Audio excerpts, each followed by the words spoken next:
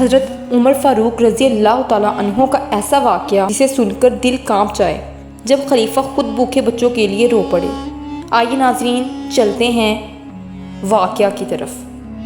مدینہ کی گلیوں میں رات کا سکوت چھایا تھا، سب سو رہے تھے مگر ایک شخص جاگ رہا تھا، وہ تھے حضرت عمر بن خطاب رضی اللہ تعالیٰ عنہ، انصاف کا علمبردار جو عوام کے حال جاننے خود نکلتا تھا۔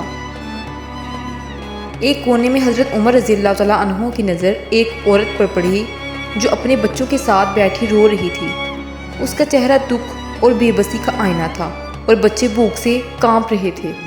حضرت عمر نے نرمی سے پوچھا، اے بہن کیوں روتی ہے؟ عورت نے آنکھیں پوچھتے ہوئے کہا، میرے بچوں کے لیے کھانے کو کچھ نہیں ہے، کوئی سننے والا نہیں۔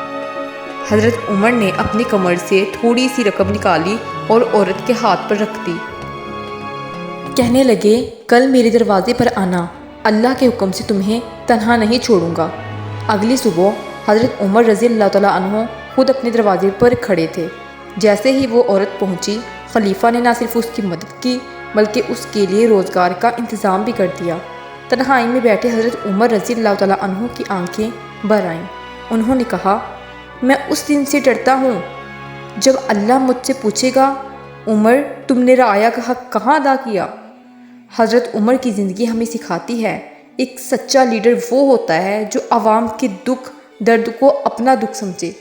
عدل، رحم اور خوف خدا، یہی خلافت اسلامی کی بنیادیں ہیں۔